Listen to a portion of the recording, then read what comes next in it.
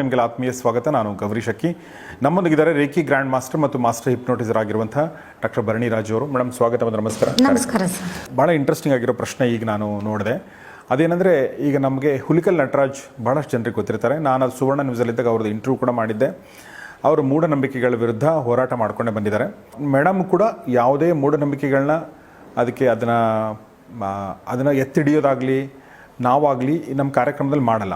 ಆದರೆ ಕೆಲವೊಂದು ಸಲ ನೆಗೆಟಿವ್ ಎನರ್ಜಿ ಅಂತ ಬಂದಾಗ ಇದು ಹೇಗೆ ಇದು ಅನ್ನೋ ಪ್ರಶ್ನೆ ಕೆಲವೊಂದು ಸಲ ಬಂದೇ ಬರುತ್ತೆ.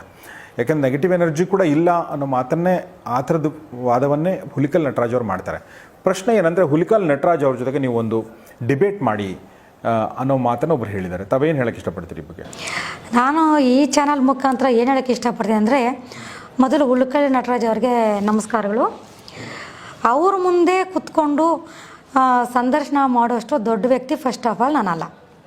ಅವರು ಮಾಡ್ತಾ ಇರೋ ಕೆಲಸಗಳೇನೆಂದರೆ, ಅವರು ಸಾಮಾಜಿಕ ಕಳಕಳಿಯಿಂದ ಅವರು ಮಾಡ್ತಾ ಇರೋ ಕೆಲಸನೇ ಬೇರೆ. ಅವ್ರಿಗೂ ನನಗೂ ತಂದಿಕ್ಕ ಕೆಲಸ ಕ್ವಶನ್ ಇದು. ಅವ್ರು ಮಾಡ್ತಾ ಇರೋದು ಬೇರೆ, ನಾನು ಮಾಡ್ತಾ ಇರೋದು ಬೇರೆ. ಸರ್ ಏನು ಮಾಡ್ತಾಯಿದ್ದಾರೆ, ಈ ಮೂಢನಂಬಿಕೆಗಳು ಅಂತ ಇರೋ ಜಾಗದಲ್ಲಿ ಮಕ್ಕಳನ್ನ ಬೆಂಕಿಗೆ ಹಾಕೋದು, ಮತ್ತು ಮುಳ್ಳಿನ ಇದ್ರ ಮೇಲೆ ನಿಂತ್ಕೊಳ್ಳೋವಂಥದ್ದು, ನಿಂಬೆಹಣ್ಣು ಕೊಯ್ದರೆ ಅದು ಬ್ಲಡ್ ಬಂದಂಗೆ ತೋರಿಸೋದು, ಇದರ ವಿರುದ್ಧವಾಗಿ ಅವ್ರು ಓಡಾಡ್ತಾ ಇರೋದು. ಅವ್ರು ಹೇಳ್ತಾ ಇರೋದು ರೇಖೆ ಮಾಡ್ಕೋಬೇಡಿ ಅಂತ ಅವ್ರು ಹೇಳ್ತಾ ಇಲ್ಲ, ಅಥವಾ ರೇಖೆ ಅನ್ನೋದು ಇಲ್ಲ ಅಂತ ಅವ್ರು ಯಾವತ್ತೂ ಆಗಲಿ ಯಾವುದೇ ಎಪಿಸೋಡಲ್ಲಿ ಅವರು ರೇಖೆ ಅನ್ನೋದು ಇಲ್ಲ ಅಂತ ಯಾವುದೇ ಕಾರಣಕ್ಕೂ ಅವ್ರು ಇದುವರೆಗೂ ಹೇಳಿಲ್ಲ. ಅವ್ರು ಮಾಡ್ತಿರೋ ಕೆಲಸ ಏನು ಅಂದರೆ, ಈಗ ನಾವು ಇವಾಗ ಯಾರೋ ನಮ್ಗೆ ಹೇಳ್ತಾರೆ, ನೀನು ಬೆಳಗ್ಗೆ ಎದ್ದೇಳು, ಈ ಥರ ಸ್ನಾನ ಮಾಡು, ಪೂಜೆ ಮಾಡು, ಬೆಳಗ್ಗೆಯಿಂದ ಉಪವಾಸ ಇರು ಅಂತ ಹೇಳ್ತಾರೆ. ಅದು ಒಂಥರ ನಂಬಿಕೆ, ಎಲ್ಲರೂ ನಂಬುವಂಥದ್ದು. ನೀನು ಆದಮೇಲೆ ಸಾಯಂಕಾಲ ನೀನು ಒಂದು ಬೆರಳು ಕೊಯ್ಕೊಂಡು ಒಂದು 4-5 ರಕ್ತ ಚುಕ್ಕೆಗಳನ್ನು ಓಸಲ ಮೇಲೆ ಬಿಡು.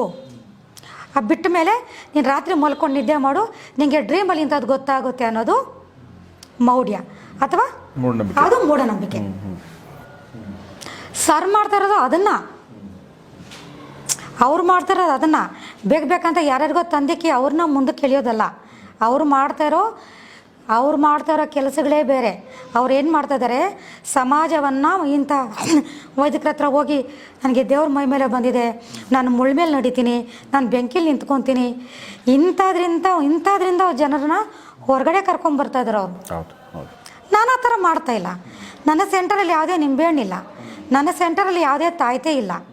ನನ್ನ ಸೆಂಟ್ರಿಗೆ ಬಂದವ್ರಿಗೆ ಯಾವುದೋ ಪೂಜೆ ಹಾಕಿ ಕೂಡಿಸಿ ನಾನೇನು ಮಂತ್ರಗಳು ಹೇಳೋದಿಲ್ಲ, ಅಥವಾ ನಾನೇನು ಯಾವುದಾದ್ರೂ ಒಂದು ಪೂಜೆ ಅಲ್ಲಿ ಕಾಳಿಕೆ ದೇವಿಗಳನ್ನ ಇನ್ನೊಂದು ಮತ್ತೊಂದು ಇಟ್ಕೊಂಡು ನಾನೇನು ಬೇರೆ ಶಕ್ತಿ ಪೂಜೆಗಳು ಮಾಡ್ತಾಯಿಲ್ಲ. ನನಗೂ ಅವ್ರಿಗೂ ಏನು ಸಂಬಂಧ ಅಂತ ಅವ್ರ ಹತ್ರ ಕೂತ್ಕೊಂಡು ನಾನು ಡಿಸ್ಕಷನ್ ಮಾಡಲಿ. ಈಗ ಒಂದು ಡಿಸ್ಕಷನ್ ಮಾಡಬೇಕಂದ್ರೆ ಯಾವುದೋ ಲಿಂಕಲ್ಲಿ ಅವ್ರಿಗೂ ನನಗೂ ಕನೆಕ್ಟ್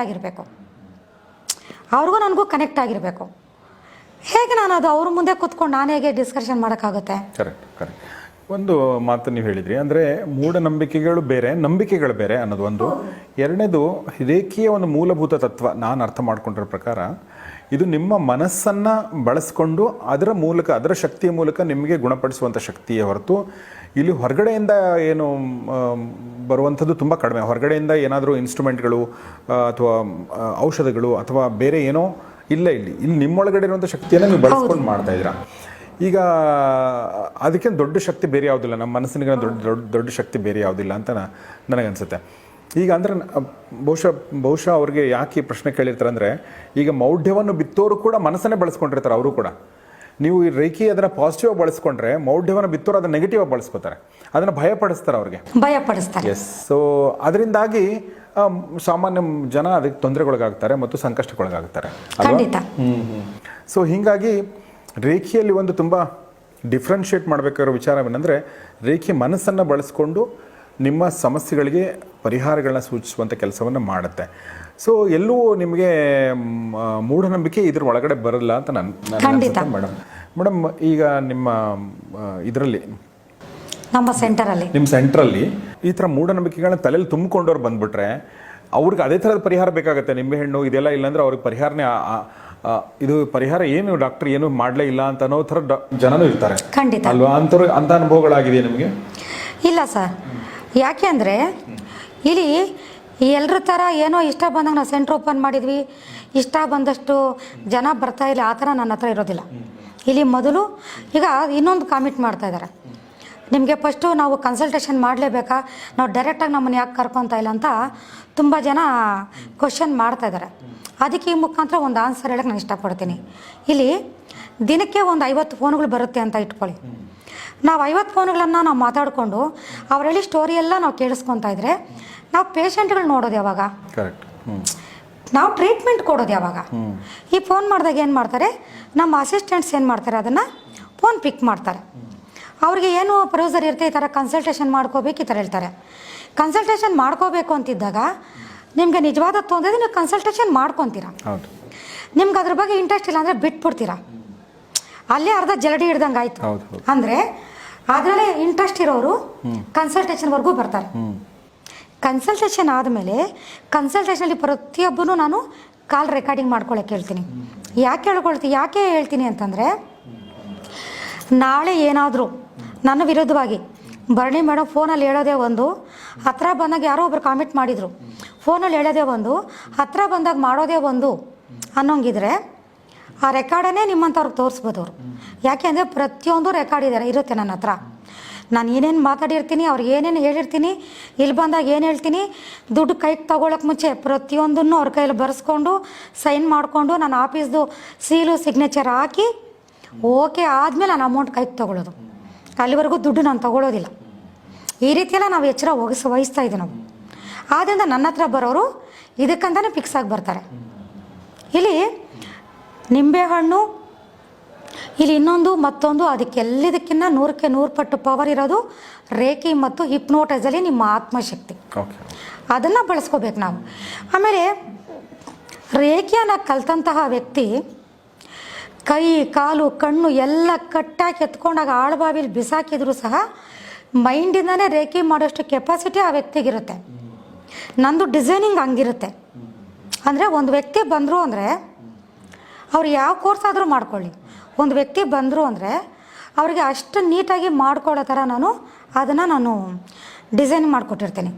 ಲಾಸ್ಟ್ ಟೈಮ್ ನಿಮ್ಗೊಂದು ಸ್ಟಾರ್ಟಿಂಗ್ಗಳೊಂದು ಹೇಳಿದ್ದೆ ನಾನು ನಿಮಗೆ, ಈ ಥರ ಗಂಟಲದು ಫುಡ್ ಪೈಪು ಕ್ಯಾನ್ಸರ್ ಇರೋಂಥ ಒಬ್ಬರು ಬಂದಿದ್ರು ಅಂತ. ಅವ್ರಿಗಿವಾಗ ಕನಿಷ್ಠ ಅಂದರೂ ಒಂದು 70% ಕ್ಲಿಯರ್ ಆಗಿದೆ. 70% ಕ್ಲಿಯರ್ ಆಗಿದೆ. ಈ ಥರ ದೊಡ್ಡ ದೊಡ್ಡ ಸಮಸ್ಯೆಗಳು, ಕ್ಯಾನ್ಸರ್, ಕೈ ಕ್ಯಾನ್ಸರ್ ಇರೋದು ನಿಮಗೆ ಫಸ್ಟ್ ಎಪಿಸೋಡ್ಗಳಲ್ಲಿ ಮಾಡುವಾಗ ಕೈ ಕ್ಯಾನ್ಸರ್ ಇದ್ದಿದ್ದಾಗ ಈಗ ಅದು ಆಲ್ಮೋಸ್ಟ್ ಅದು ಕ್ಲಿಯರ್ ಆಗ್ತಾ ಬಂದಿದೆ. ಯಾರು ನಂಬಿಕೆಯಿಂದ ಕರೆಕ್ಟಾಗಿ ನಾವು ಹೇಳಿದ್ದನ್ನು ಫಾಲೋ ಮಾಡ್ತಾರೋ ಅವರಿಗೆ 100ಕ್ಕೆ 100% ರಿಸಲ್ಟು ಬಂದೇ ಬರುತ್ತೆ. ಓಕೆ, ಬಟ್ ಬರುವಂಥ ಟೈಮ್ ಏನಿದೆ ಅದು ಆದಷ್ಟು ಬೇಗ ಬರಬೇಕು. ಸಮಸ್ಯೆ ಕಂಡು ಕೂಡಲೇ ಬರಬೇಕು. ಬರಬೇಕು.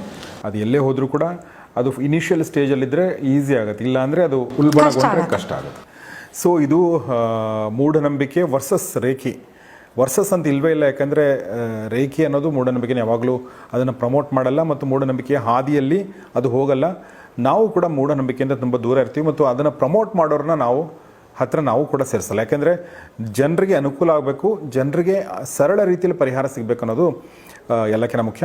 ಬಹುಶಃ ರೇಖಿಗಿಂತ ಸರಳವಾದ ಪರಿಹಾರ ಬೇರೆ ಎಲ್ಲೂ ಇಲ್ಲ ಅನ್ಸುತ್ತೆ. ಯಾಕೆಂದರೆ ಇಲ್ಲಿ ಟ್ಯಾಬ್ಲೆಟು, ಸರ್ಜರಿ ಎಲ್ಲದಕ್ಕಿಂತ ಯಾವುದೂ ಇಲ್ಲದೇ ಕೇವಲ ಮನಸ್ಸಿನ ಶಕ್ತಿಯಿಂದನೇ ಗುಣಪಡಿಸುವಂಥದ್ದು ಇದು. ಸೊ ಹೀಗಾಗಿ ಇದು ಭಾಳ ಒಳ್ಳೆ ವಿದ್ಯೆ ಅಂತ ನನಗನ್ಸುತ್ತೆ. ಸೊ ಮೇಡಮ್, ತುಂಬ ಥ್ಯಾಂಕ್ಸ್ ನಿಮಗೆ ನಮ್ಮ ಜೊತೆ ಮಾತಾಡಿದ್ದಕ್ಕಾಗಿ. Thank you.